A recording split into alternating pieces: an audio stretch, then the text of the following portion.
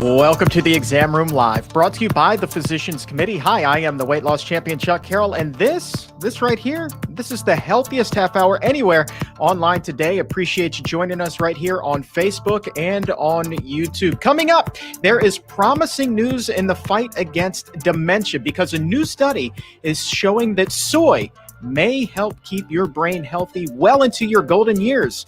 To give us the rundown on that, present the new science, Dr. Hana Kahleova is here with us. And you know she always brings the interesting heat to the Exam Room Live. Dr. Kahleova, looking forward to catching up with you today. Thanks for having me, Chuck. Always a pleasure. And also on today's show, what health questions do you have, my friend? We are going to be opening up the doctor's mailbag in a big way. Dr. Jazz is here. Dr. Jasmol Sardana will be helping us sing a healthy tune when we answer all of your health and diet-related questions. So go ahead and fill up that mailbag. I know Dr. Jazz is ready for a little bit of just about anything today. Dr. Jazz, appreciate you being here. Thank you so much, Chuck. I'm looking forward to those questions. And go ahead and put your question in the comments section or the chat box, or you can tweet that to us using the hashtag ExamRoomLive. But before we go any further, let's go ahead and get caught up on the latest happenings. Here are your health headlines for Tuesday, November 17th, 2020. And we are getting a fresh look at the latest surge in coronavirus cases, trends over the last 2 weeks showing just how significant this recent spike has been. New cases are up 82%. Deaths, 40%, and hospitalizations have risen by 46%, signaling that unfortunately more deaths are coming as the holiday season grows near. Monday's tallies now 166,000 new cases and 1,000 people losing their lives. Meanwhile, North and South Dakota remain the hottest spots for the virus, with infection rates nearly 4 times the national average. North Dakota recently implementing a statewide mandatory mask mandate to slow the spread after resisting such a move for months.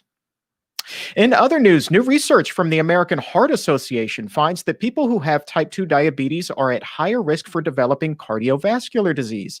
In a study of nearly 500,000 people, data shows those with diabetes are 21% more likely to have cardiovascular disease and 31% more likely to have heart failure than those without diabetes. Researchers say the elevated risk remains even when other heart disease risks are accounted for, including smoking, high blood pressure, and high cholesterol. A plant-based diet has been shown to greatly improve and even reverse diabetes in many cases.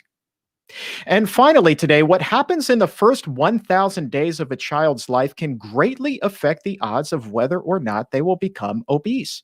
A study which began tracking 1,000 children from conception examined 6 preventable risk factors: whether a woman smoked during pregnancy, how many sodas she drank, gestational weight gain, how long the child was breastfed, when regular food was introduced, and how long the baby slept. The study finds that the children who checked 5 or 6 of those boxes were more likely to become overweight or obese. The study is published in the American Journal of Clinical Nutrition. Let's move on now. And right now, there are more than 5 million Americans living with Alzheimer's disease, and that number is expected to triple over the next 30 years. Dementia also killing more people every year than breast and prostate cancer combined. But a promising new study is providing hope that one day we will be able to prevent this heartbreaking disease. And it shows that a common food could play a large role in preventing it. That food is soy. Here now with the exciting details is Dr. Hana Kahleova. Dr. Kahleova, soy and dementia, what is the connection here? What have researchers found? Thank you so much, Chuck. A few prospective studies have shown that soy and soy product consumption may reduce the risk of dementia. And a new study from Japan has found a link why that is, why soy products may be so beneficial in reducing the risk of dementia. The researchers were looking at 91 elderly Japanese people, age 75 and above, and they were doing functional magnetic resonance imaging and PET scans of their brains. So that they would see the structural changes in the brain during the follow-up. And they were looking specifically at white matter lesions, which are indicators of small vessel vascular brain disease, degenerative or inflammatory processes, and also for amyloid beta deposition, which is a marker for Alzheimer's disease. The researchers were also measuring the serum level of equal. Equal is a metabolite of daidzein, one of the isoflavones in soy. And in this particular study population, more than half of the study population was able to produce equal. Now, how do you produce equal? First of all, you need to eat soy products, which are the precursor of equal. But it's not automatic. Only 40 to 70% of the Japanese population is able to produce this metabolite through their gut microbiome.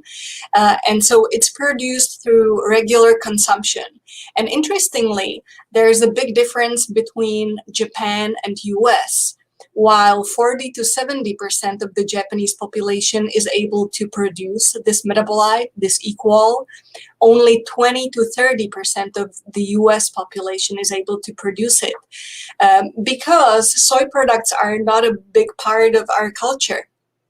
Not many people consume soy products on a regular basis. So it's not only enough to consume soy time to time, you need to consume it regularly in order to train your gut bacteria to produce equal, this metabolite. And the findings of the study are pretty fascinating. So when the researchers compared the ones who were not able to produce equal, the ones who were producing only low amounts, and those who were producing high amounts, the high producers had more than 50% reduced risk of white matter lesions in their brain compared to non-producers. So again, how to increase your equal production by eating soy and soy products, but you need to do it on a regular basis so that you can get all the benefits of soy and soy products for your brain health. And with that, I'd like to give it back to Chuck. All right. Well, let's talk about these soy products. Are there specific soy products that we should be looking at, like whole soy, like edamame, or maybe some like bread that has soy in it, or tofu? Soybeans and any of the products are good. Any of them will contain isoflavones. So any of the soy products are good for the production of equal if you consume them on a regular basis.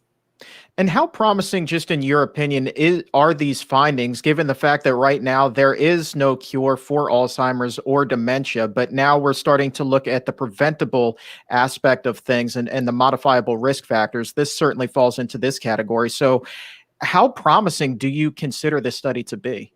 I think the findings are pretty significant, and especially if you put them in context of a healthy plant-based diet, which also is rich in fruits and vegetables, which is another factor that reduces the risk of dementia. So if you combine these, you can get significant benefits from a plant-based diet.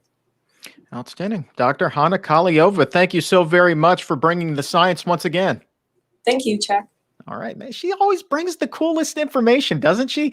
Every single time she's booked on the show, I just know that she's going to say something that's fantastic. And it's always the latest breaking news. Like, she will send studies to the producers and I literally in the middle of the night, like, oh my goodness gracious, look at what I just found. And she'll send it. And then obviously we have to have her on the show to talk about it.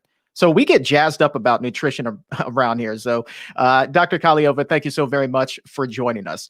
Let's turn our attention to you now, my exam roomies. We're going to devote the rest of the show to answering your questions. We're going to be opening up the doctor's mailbag, and here now to prescribe those answers for us is the one, the only Dr. Jasmol Sardana. Dr. Jas, thanks so much for joining us today. Thanks so much, Chuck. Happy to be here again. How's life treating you these days? Life, I can't complain. We're in the midst of a pandemic, but I have my family, I have my health, I've got some veggies in my fridge. I'm good. Thank you. I love that. The veggies in the fridge just somehow makes everything better, doesn't it? Absolutely. All right. If you have a question for Dr. Jazz, go ahead and post that in the chat box or in the comments. You can also tweet that to @ChuckCarroll WLC or @PCRM. Just make sure that you use that hashtag ExamRoomLive. Dr. Jazz, first question comes to us from Henriette. She wants to know, is it possible to eat keto while on a whole food plant-based diet? Yes, great question. So oftentimes when I think about a keto diet, it's often kind of going head to head up against a whole food or a plant-based diet, but it is possible to blend the two. So just to kind of talk about what exactly a keto diet it is, a keto diet is based on the premise that if you reduce your carbohydrate intake, increase your fat intake and your protein intake, then your body is now forced to use fat as fuel versus glucose, or the sugars that come from starches and carbohydrates in your diet. And by doing that, that leads to weight loss. And there are actually studies to show that with a traditional keto diet where you're eating animal products, that there is a benefit of weight loss. But I will caution there that we don't have any long-term randomized controlled trials to suggest or to talk about the long-term benefits or the long-term consequences of being on a keto diet. So some have, seen some of the benefits of a keto diet and wondered, well, I'm vegan. I wonder if I could benefit, from both these ends. Now, here are my thoughts here. It's definitely possible. But I do have some concerns about it. And the concerns are that on a plant-based keto diet, most of the carbohydrates that you have to reduce within a keto diet come from plants, come from things that are traditionally very healthy and a robust part of a plant-based vegan diet. So if you're on a vegan keto diet, certainly it's possible, but you'd have to increase your, intake of proteins, for example, edamame, tofu, et cetera. But you also have to cut back on some really healthy things, right? So grains and starches, whole grains that we know are healthy, that are full of fiber, that actually help to keep you satiated. Certainly cutting out sugary drinks and sweeteners, regardless, I think is a good idea. But you also have to cut back on starchy vegetables, things like potatoes and sweet potatoes, squash, beets, peas. A large part of when you go plant-based keto is to cut back on the amount of beans that you're eating as well. And we know that beans are powerhouses when it comes to fiber, but there's carbohydrates involved in there in beans. Similarly, fruits are minimized in a plant-based or a vegan keto diet. So while it is possible, you could certainly do it. But first of all, it's going to be really difficult, number one. And number two, I have some really, some large concerns about how healthy that is, right? You're already eating a plant-based diet. And in order to get the benefit of a whole food plant-based diet, we need that variety. You've heard me here, Chuck, plenty of times talk about eating the rainbow, which I, wholeheartedly, encourage. But when you cut down on the rainbow and you're not getting that wide variety, my concern is that the long-term health consequences of these individuals' benefits might be counteracted when you're not getting that full range. So it's possible, but certainly have some reservations about whether or not it's a good idea. All right. Next question. That was a great answer, by the way. I love that. Next question comes to us from Waterproof. This is great, especially as we head toward the new year, and a lot of people are going to be exploring the idea of a plant-based diet for weight loss. So Waterproof wants to know, what does a whole food plant-based diet actually look like?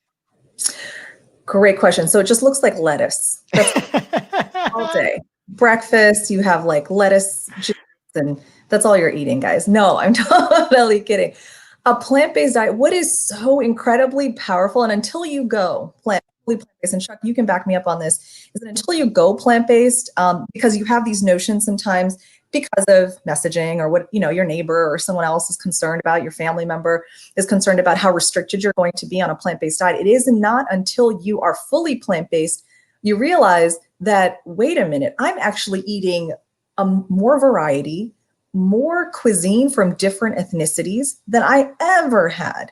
The first time I ate delicious Ethiopian food, sadly, embarrassingly, was, just a few years ago, and only after I went plant-based. So to answer the question about what does it really look like to eat plant-based, it can look like exactly what you're already eating with a few tweaks, right? So when we think about, I don't know, peanut butter and jelly, maybe that's not the most nutritionally sound meal, but if you got 2 whole grain slices of bread, homemade jam where you're able to control maybe some of the sugar content in it, and homemade peanut butter, a minimal amount of that, that's a whole food plant-based diet or meal. Spaghetti, right? Whole grain spaghetti or pasta with marinara sauce, roasted vegetables. That's what a plant-based meal looks like. Veggie burgers, right? It can be a whole food plant-based diet. Where I'm from, my family is Indian. And so thankfully for me, I was a little bit concerned as well. Oh no, all of these dishes that I'm so used to, have been used to eating growing up, chicken tikka or chicken this or, whatever.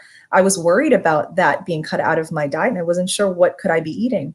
Come to find out, a lot of the lentils that I grew up on, dal, which we call dal, lentils and spinach, kidney beans and rice, a lot of the vegetable dishes that we eat with our whole wheat flatbreads called roti, those are plant-based. And so I would encourage all of our listeners, our viewers, to really take a step back, take some inventory about what it is that you're eating right now. And I guarantee there's probably 1, 2, even more meals and dishes that you are already eating that are already plant-based. All right. A lot of people in the chat room still talking about Dr. Kahleova's presentation, wondering about soy. So let's go back to that for a second. Somebody is wondering about what the difference is between whole soy and then soy isolates. Are you able to talk at all about that? That's a great question. I would probably have to give you a better, thorough answer. I'd have to go back and read a little bit more and come back with that answer for you. Whole soy, I do know, is that whole form of like edamame, for example, is whole soy, just to give you an example. But I'd have to go back and read a little bit more about soy isolates to give you a more thorough answer. Yeah, I think maybe the perception here or what they were wondering is like, is this the same as a whole grain versus a refined grain that you would find in, say, white bread?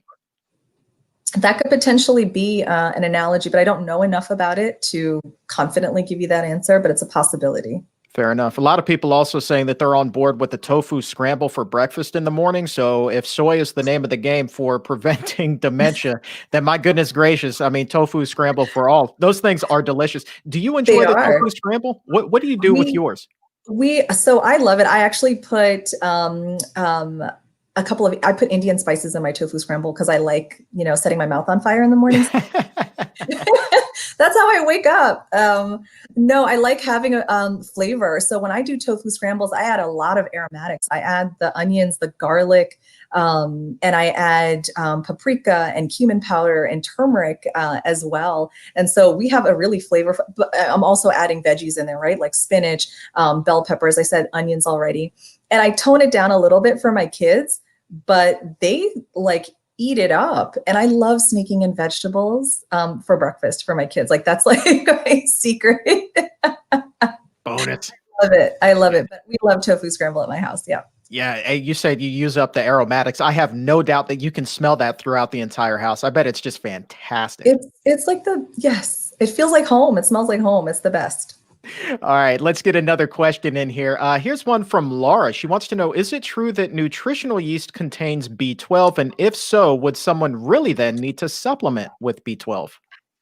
Yeah, great question. We love Nooch in our house as well. We add it to our pasta dishes. We'll add it to even tofu scramble. Yes. There's this umami flavor to nutritional yeast that you can't really put your finger on, but somehow it just rounds the flavor profile out really well. So yes, nutritional yeast does contain B12. On average, I think per teaspoon, I've read that it's about 5 micrograms of vitamin B12. And we can talk about, the daily requirements and things. And it's a good source, right? So there's fortified cereals There might be some plant milks that have B12, but nutritional yeast is one for sure that has B12. Now, do you need, the second part of that question is, do you need a supplement with B12 if you're eating nutritional yeast? The answer to that is probably. So why I recommend a B12 supplement is because that is a consistent source of B12, right? So depending on your week, depending on who you are, depending on what your meals are like, you may or may not get that consistent amount of nutritional yeast every single week. Certainly we're creatures of habit, but we don't eat the same things every single week, every single day of the year. And because of that, a supplement will guarantee that you're getting that consistent source of B12. Interesting question here from Karen coming in at 1216. She writes, I have heard that exercise is not as important as diet for weight loss. Does this change as you get older? Great question. So it's tough. I would personally say that your diet matters, number one, what you're putting into your diet. You know, the old saying is, and maybe it's not that old of a saying, but you can't outrun an unhealthy diet. And so your diet matters the most. You know, what you're fueling your body with in order to exercise and build those muscles and grow with really matters. Now, whether or not exercise matters more or less, it matters enough, right? So you can't only just eat a healthy diet. Exercise is just as important as well, or is also important. So getting regular physical activity is important for the sheer fact that, you know, a healthy diet is the fuel, you know, the gasoline, as it were, that you're feeding your body or the car. That's what your body is running on. However, you still have to maintain it, right? You still have to get repairs. You still have to look after it. So exercising to build muscles, to condition your heart, to improve flexibility and balance, and all of those things are so incredibly important as well. And as you get older, exercise actually becomes, I think exercise is important across the lifespan. As you get older, because you know, our bodies start to stiffen a little bit with, you know, less and less exercise or movement. Maybe we're not as agile, flexibility reduces. And when your flexibility decreases, when your balance is off, when you're not as strong when it comes to your core, right? Because as we get older, we have children, maybe because we haven't exercised as much, our abdominals are not as strong, our core is not as strong. But in fact, when we get older, that's when we absolutely need to stay the strongest possible. You know, as we get older, a trip, a fall hurts us a lot more than if that same trip or fall happened when we were younger, right? I think our viewers, our listeners can certainly attest to that. I can attest to that. So exercise is important across the lifespan. Diet is definitely more important, but wouldn't replace exercise, if that makes sense. And as we get older, I would say exercise is just as important, if not a little bit more important, to stay strong. And G Family has a follow-up to that, wondering about the intensity of exercise that you would recommend to your patients. Yes, great question. So if you're doing cardiovascular exercise, the recommendation is that you're doing 115 minutes, spread out throughout your week. And the intensity of that is you have to do it at a pace where you're able to complete a sentence or carry on a conversation, but that you're not, huffing and puffing and you're not able to speak. So if you're at a point where you cannot complete a sentence and you're running so hard or you're exercising so hard that you're not able to speak, that's too intense. At the same time, if your exercise is so leisurely that you're able to do maybe other things while you're exercising, that's too low of an intensity. So getting to a place where, you're a little bit breathy, but you're still able to carry on a conversation, that's a moderate level of intensity that's healthy to do. Let's talk cholesterol, shall we?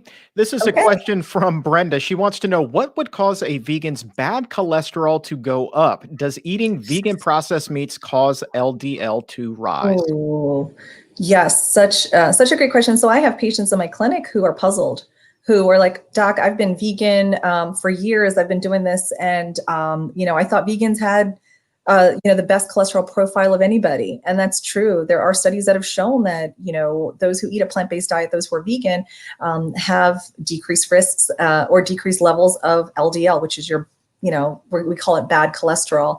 Not that the cholesterol has horns or anything. Truly, when we say bad cholesterol, all it really means is the function. It talks about the function of the cholesterol. So bad cholesterol, when we say bad cholesterol, what it means is that that type of cholesterol ends up getting deposited into our blood vessels, versus the good cholesterol, the high density cholesterol, helps to remove and take away that excess cholesterol. So when you have too much of bad cholesterol, that means that more of the cholesterol, or more of the fats that you're eating can deposit into your blood vessels, which can lead to narrowing of arteries all over our body, and which can potentially lead to cardiovascular disease. If it happens in your heart or in your brain, you can have a heart attack or a potential stroke. Now, with vegans, I think this is such an important point, because there are items that are technically considered vegan that can potentially worsen your cholesterol, or your cholesterol profile. So one, for example, that we know, so I'll take a parallel here. The reason why LDL levels are elevated in individuals who are non-vegan is because of the level or the amount of saturated fats that one consumes. And most of the saturated fat in a non-vegetarian diet comes from animal products, and either animal flesh or the products such as dairy or milk. In those who are vegan, even though you're not consuming those foods, there are still plant-based sources of saturated fat, specifically coconut oil and palm oils, which are hidden oftentimes. If you're not consuming, or eating it directly, there can still be parts of included in other items that are considered vegan. For example, creamers, coffee creamers is one, and plant-based milks are for one. And so the plant-based sources of saturated fat have been shown to potentially do the same thing to our LDL levels. So even though you're vegan, and if you consume these saturated plant-based sources of saturated fat, your LDL can potentially go up as well. So that can be a reason why your LDL is still elevated. So taking a really good inventory and look at what your diet is, and if those things are part of it, that's important. And genetics certainly do still play a role. If you're noticing that your levels are still high despite everything, and you've completely cleaned out your diet, you should speak to a cardiologist. You should, consult with an expert in figuring out what it is that could be contributing to it. And the second part of that question was, can plant-based meats raise LDL? So I'll go back to what I answered previously, which is that, or my previous answer, which is that plant-based sources of saturated fat like coconut oil can elevate your LDL. So go back and look at these processed meats and look back and see at the label what's really in those processed meats. And you'll find that there is not just processed meats, but also processed cheeses, plant-based cheeses, and plant-based meats, that there's a lot of coconut oil and saturated fat that is a component of it. So certainly there's a potential there. We don't have the studies yet. It'll be really exciting when we do, but I imagine that they can contribute to elevating LDL levels. All right. And final question. We spoke earlier about B12. Somebody else has a question about carb, as a matter of fact, is asking about how much vitamin D3 does a person need every single day? Oh, great question. So vitamin D3, so there's two different forms, right? So there's vitamin D2 and there's vitamin D3. And studies have shown that in those two different preparations, so those who are vegan should be mindful to know that vitamin D3 can sometimes come from sheep, can have an animal source to that, but there are plant-based sources as well. So if you are a strict vegan, it's important to make sure you understand that distinction. And vitamin D2 is another form as well. Studies have shown that when you look at both of them, they both do a pretty good job of raising your vitamin D levels. Vitamin D3 might be a bit more efficient in raising that, faster, but what benefit does that have clinically? If the vitamin D level is raised faster, we don't know for sure. And when it comes to your daily dose of what you should be taking, it matters what the deficiency is. One, so you have to talk to your doctor. You have to get your vitamin D levels checked. And if you notice that there is a deficiency, the replacement or the supplementation of that will really depend on it. So if you have severe vitamin D deficiency, That's on the order of less than depending on the lab that you go to and the reference range that you're looking at. If it's less than 12, 15, or 10, then you're going to need a weekly, once a week supplement of 50,000 international units of vitamin D a week. So once a week, and you'll do that for about 3 months or so. And that's really to quickly fill up the tank of your vitamin D reserve. And then after that, you can take a maintenance dose of about 1,000 to 2,000 international units daily. So it really depends on what your level is. Now, if you have mild or moderate vitamin D deficiency, you may be able to get away with just taking 1,000 or 2,000 international units daily without having to do that, front end loading with the 50,000 units. But you should know what your levels are. All right, here's the score. If we did not get to your question today, do not worry. We will save it and do our best to get you an answer on an upcoming episode. I promise you, we do see each and every one that comes in. So keep on posting them in the chat box or the comments section. As always, you can tweet that to us using the hashtag #ExamRoomLive. And also, as always, if you're in the market, I should say, for a good plant-based doctor like Dr. Jazz or dietitian, you can actually make an appointment to meet with Dr. Jazz at the Barnard Medical Center. All you need to do is head over to barnardmedical.org or pick up the phone and call 202-527-7500 to schedule an appointment. Telemedicine visits now available in more than a quarter of the country. So head over to barnardmedical.org or call 202-527-7500 for a full list of states where services are available. Dr. Jazz, thank you so very much for your time today. This was so fun. I love hearing these questions. I love talking to the viewers. This was super fun. Thank you so much, Chuck. Well, you are a hit, Dr. Jazz. Thank you so very much for being here. We'll talk to you again next week. All right. Coming up on tomorrow's show, we are celebrating Thanksgiving early. Yes, indeed. We are going to be celebrating Turkey-Free Turkey Day a week early, giving you ideas on how you can have a bang-up Thanksgiving dinner, even during a pandemic. And if you're new to this whole idea of a plant-based diet, no problem. We're going to give you some ideas on how you can still just have the Thanksgiving of your life and push away from the table feeling all kinds of full without having turkey in the middle. So we got you covered. Dr. Barnard will be here. Dietitian Maggie Miola will be here with some fun answers. And we're also going to talk about scaled down Thanksgivings this year. A lot of people not traveling because of the pandemic. So how can you cook for just 2 or 3 or 4? Well, we're going to give you tips on that as well. So that's tomorrow at noon Eastern, 9 a.m. Pacific, over on the Physicians Committee's Facebook page and YouTube channel, right where you are at this very moment. Also out today is a brand new episode of the Exam Room podcast, our sister show that's on Apple Podcast and Spotify, Stitcher. We revisit a conversation we had last week with Dr. Neil Barnard, where not only did he weigh in on McDonald's new McPlant veggie burger, but he also gives his own favorite veggie burger recipe. So simple, so delicious, so good. So go ahead and subscribe to the Exam Room podcast by the Physicians Committee on Apple Podcasts, Spotify, wherever shows are available. And if you would be so kind as to also leave a 5-star rating, we would certainly appreciate that. And for today, that is all the time that we have.